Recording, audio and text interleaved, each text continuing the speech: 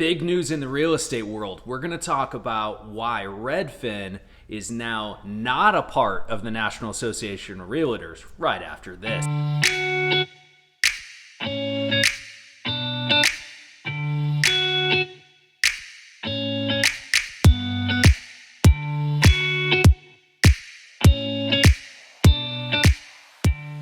Hey there, it's Ryan Skaggs, and this is the Mortgage Minute. This channel is dedicated to everything mortgage, real estate, and interest rates, and we're going to start with those interest rates. Not a lot of good things to say considering we've seen some all-time highs. I made a video back in July, which I'll link above here.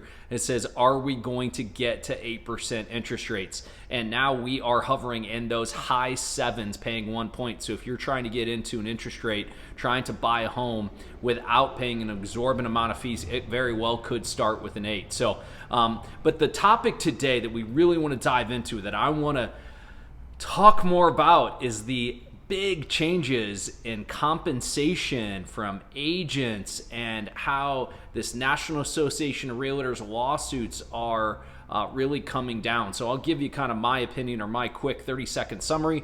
Multiple lawsuits that were filed in the last, say, 36 months.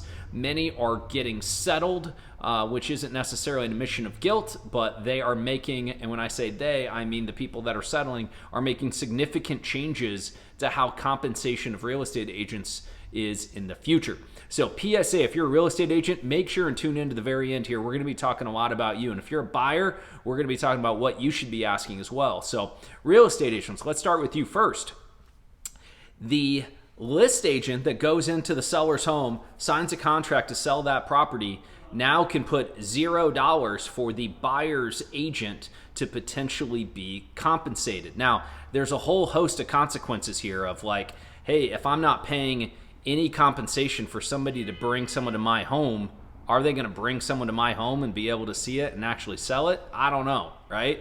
If they're not compensated to do so, then that's going to be difficult. I also see a time where, let's say, an average person goes to an open house, finds a home, does not have a real estate agent, and thus they want to write a contract.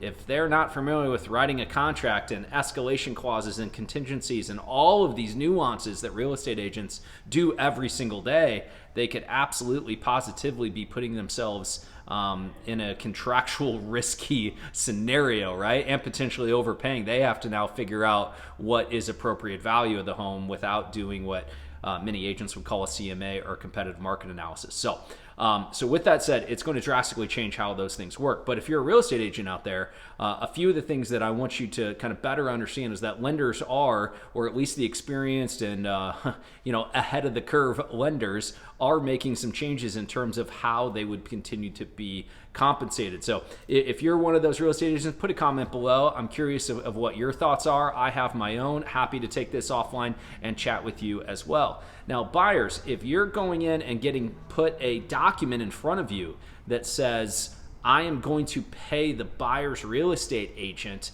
X percentage, then let's hope that one of the next lines says if the seller is not covering it, because now it's going to be open, or it's going to be potential for the seller could be covering it, or maybe the seller is not covering that compensation.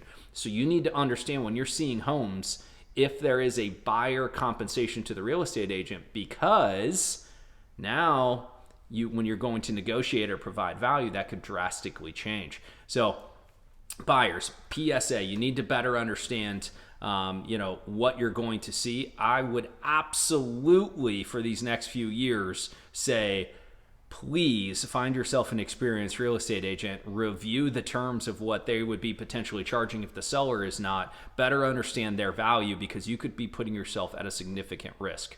Now, let's get into another topic around this same topic, and maybe a subtopic, is that Redfin has removed themselves from the National Association of Realtors. The National Association of Realtors is a co-conspirator in the language of the lawsuits in this, compensation. So basically, National Association of Realtors is requiring, and I don't know if that's the correct word. Let me know what you think below if you're up on this topic, but requiring sellers to basically enter a positive value for a buyer compensation to a real estate agent. Well, that means you can't put zero, and I'm required as a seller to be able to have to do something. That's not fair. That's what these sellers are saying. And now some of these lawsuits are getting settled for significant amounts of money. So moving forward, if there's zero compensation, that can be very interesting in how this works. Now, one of those things, and I'll start to give you just some general bullet points, is a seller credit. A seller can provide a buyer a credit, a percentage, let's say 3%. A seller could accept an offer. Let's say the house is $100,000 and that they're going to provide the buyer a credit of 3%. That 3% then could offset an additional cost to the buyer's agent of 3%. So that very well could be. I think in the future, we're going to see Fannie Mae, Freddie Mac, and we call the agencies in our world, the GSEs or agencies, they're going to have to update and potentially allow for this to be financed into your loan. Maybe that will be a solution. So it is a very, very fluid market right now, and very fluid in terms of the changes that are being made. But these lawsuits are real. These are getting settled, and changes are literally being made as we speak. MRED, which is the Midwest Real Estate Data, and I don't got the acronym quite right, but MRED put out that they will be, as of October 31st or maybe November 1st, that they will allow for a zero compensation on a listing agreement to a buyer's agent.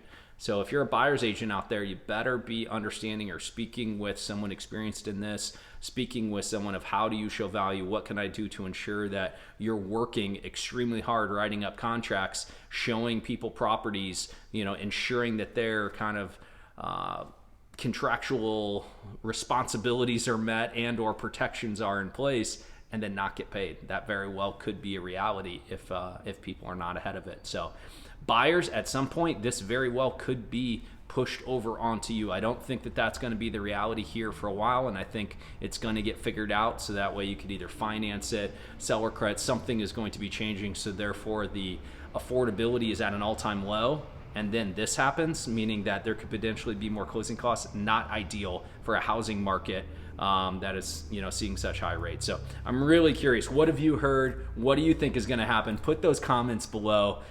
Stay safe. Thank you so much for tuning in, and we'll see each other again very, very soon.